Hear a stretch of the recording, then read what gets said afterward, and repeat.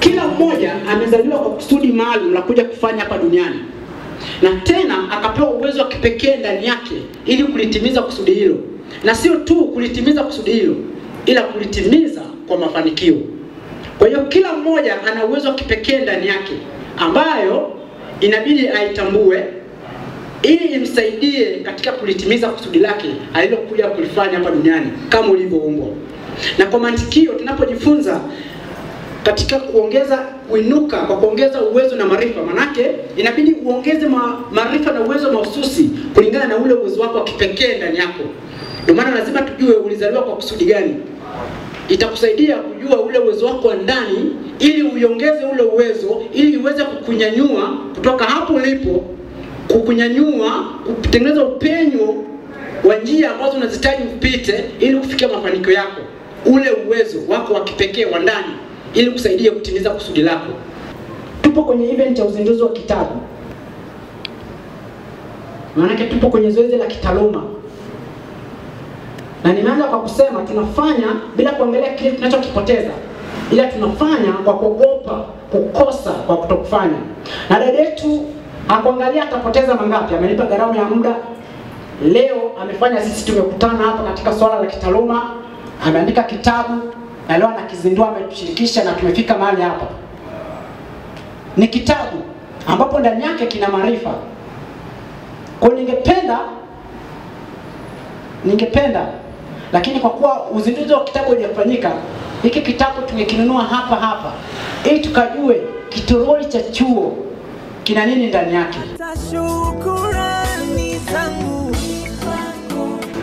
Hata kama natolea mfano, sina maana hiyo. Natolea mfano mimi mwenyewe, sijataka kutolea wewe.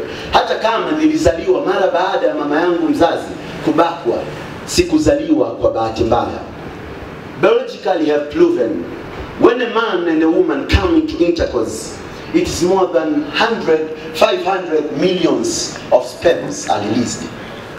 The biggest question that Dr. Reverend Miles Monroe ever asked himself, and I'm asking myself, na mimi nakupa kazi ya wewe kujiuliza, jiulize kati ya sperms zaidi ya milioni 500, kwa nini alipatikana mtu aliyekaa kwenye kiti hiki siku ya leo?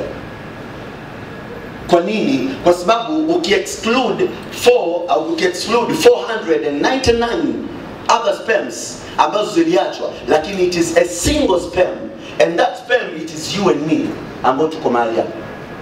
Does it mean kwamba tulizaliwa bahati mbaya? And wanabiolojia wanasema kwamba pale sperms zinapokuwa zimekuwa released, kwamba kuna vita, the unseen battle that is fought. Kuna vita ambayo haionekani inapigana. Sperm ambayo itakuwa ina kasi, ina nguvu zaidi ya kufika mahali fulani, hiyo ndio itashinda. That means it is that sperm ambayo tayari ilishagundulika na Mungu. Sasa alipogundua Mungu, ukisoma when it comes to the book of meditation of Buddha, the book of Holy Quran and the Holy Bible, I've been passing through them. Nikakutana na kitu kimoja kinaitwa image. Na nikajiuliza kwa nini ukisoma the Genesis, ukisoma kwenye meditation of Buddha, the first ancestor wa Buddha alikuwa kwenye temple, nafikiri ilikuwa ni karne ilikuwa ni miaka karibu ya 490, na alishawahi kuzungumza kitu kimoja, akasema kwamba the notion of a man it is image. Kuna tofauti kubwa mbili kati ya lengo au malengo, ni tofauti na makusudi. Hauwezi ukaweka purpose afu ukaweka goals katika box moja, ni vitu vile ambavyo vinakaa tofauti. There is no purpose without goals. Tukianza kudescribe au kutoa tafsiri ya malengo, tutakuja kugundua kwamba kuna malengo ambayo yamegawanyika in a tentative manner, kwa maana kwamba kuna malengo ya siku, kuna malengo ya wiki, kuna malengo ya mwezi, kuna malengo ya mwaka, kuna malengo baada ya miaka 5, kuna malengo baada ya miaka 10 na kuendelea. Lakini tunapozungumzia purpose haijawahi kuwa fulfilled.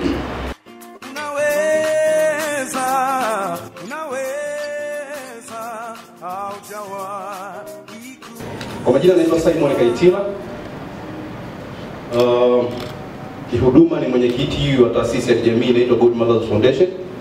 Inahusika na utetezi, ushauri na mafunzo kwa mama kwa ajili ya kumfanya mama awe mlezi mzuri, awe mzazi, lakini asimame kwenye zamu yake, akuwa mama bora kwa mustakabali wa familia na jamii kwa ujumla wake.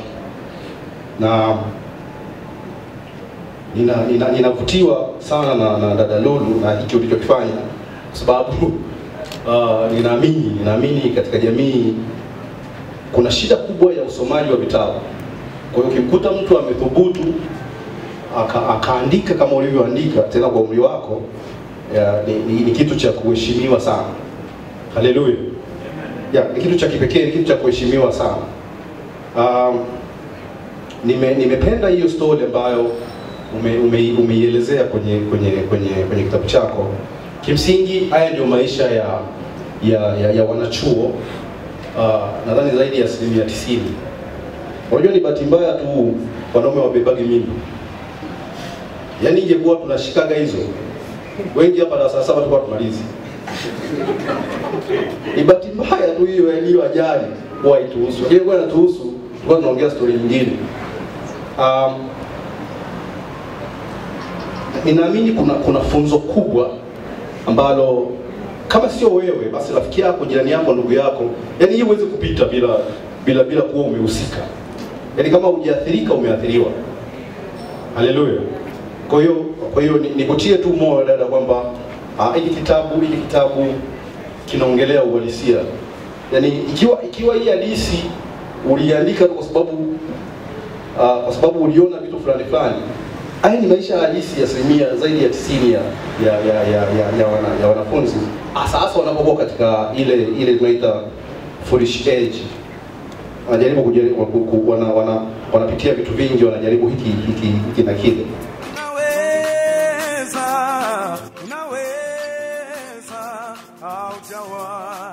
Kitabu cha chuo ni kitabu ambacho nilipata ufunuo wa kukiandika.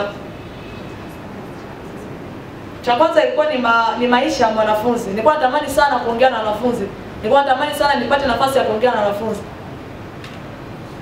Na kuongea na wanafunzi nikaa najiuliza nitaongeaje sana na wanafunzi au nitaongea vipi na wanafunzi. Then nikaja kukiandika kitabu. Nilianza kwa kukiandika kwanza, nikaanza kuandika maisha ya wanafunzi kuanzia shule ya msingi, sekondari mpaka chuo kikuu. Lakini nikaja kuangalia asilimia kubwa ya maisha ya wanafunzi huwa yanabadilika. Yaani mtu akitoka shule ya msingi, akifika sekondari, toka sekondari akafika advance, akafika chuo, maisha yake yamekuwa ni ya kubadilika. Yaani unaweza ukamkuta mwanafunzi aliyepo shule ya msingi sasa hivi akija kufika chuo nakuta ni mtu mwingine. Kwa kitololi cha chuo nimeelezea kwa changes au mabadiliko ya mwanafunzi. Main theme au dhima kabisa ya kitololi cha chuo ni kutokujali ni hali ya juu sana kuingia kwenye hatari. Narudia tena. Kutokujali ni hali ya juu sana kuingia kwenye hatari. Ningeweza kuandika kwa namna nyingine kwa kupitia mfanyabiashara, ningeweza kuandika kwa kupitia mfanyakazi, lakini kwa sababu mimi ni mwanafunzi, nimepitia maisha ya wanafunzi na yaona na naona kuna changes, nikaweza kuandika kwa upande wa mwanafunzi. Kwa nini kitololi cha chuo? Unajua toroli waga inatusaidia kuendesha Yaani ukiwa una mizigo inakusaidia kubeba mizigo kutoka sehemu fulani kwenda sehemu nyingine. Kwa umuhimu wa toroli waga unaonekana pale ambapo kuna mizigo tu. Lakini kama hakuna mizigo hakuna umuhimu wa nini? Umuhimu wa toroli. Kwa kitololi cha chuo manake ni mtu ambaye nimeandika kwamba kuna mtu nyuma yake. Yaani kitololi cha chuo ni mtu ambaye alikuwa na umuhimu pale ambapo watu walikuwa kimhitaji tu. Nadhani nimeeleka kidogo. Wengi walikuwa nauliza kitololi cha chuo. Kitololi cha chuo ni mtu ambaye alikuwa na maisha ambayo watu walikuwa kimtafuta wakimhitaji tu.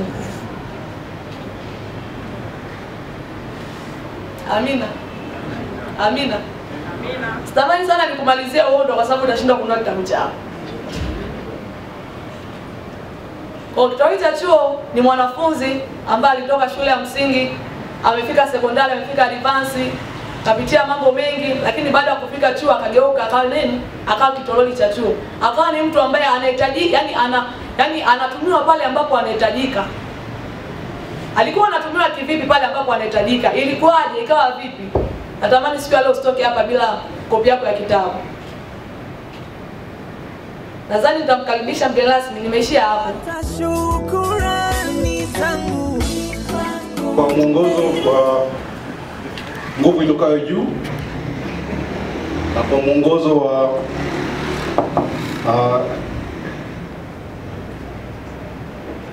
Roho Mtakatifu. Bwana asifiwe sana. Haleluya. Takifungua kitabu kwa laki 2. Wapi makofi mengine jamani? Asante. Asante. Basi naomba moja kwa moja sasa tutakifungua kitabu hicho. Tafadhali naomba kabidhi mkasi.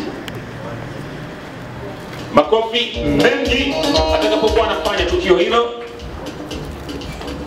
DJ tende.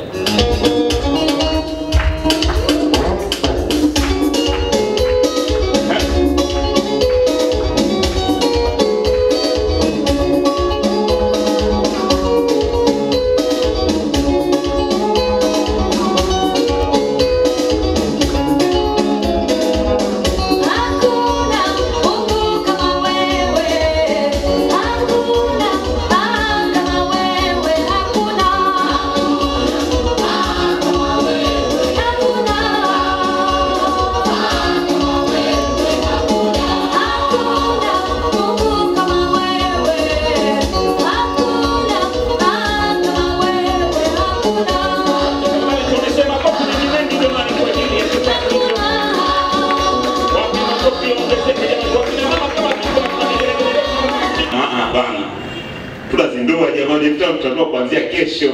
Kwa hiyo leo hii kitabu hiki baada ya mheshimiwa mgeni, na mimi niseme tu muunge mkono mheshimiwa mgeni rasmi. Ametembea mtembeo mzuri kabisa. Shilingi 200,000. Huku